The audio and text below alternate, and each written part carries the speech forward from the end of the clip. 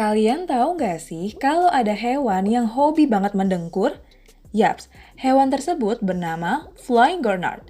Merupakan jenis ikan asal dangkalan laut Hindia Pasifik. Nama Gurnard diambil dari bahasa Prancis yang memiliki arti mendengkur.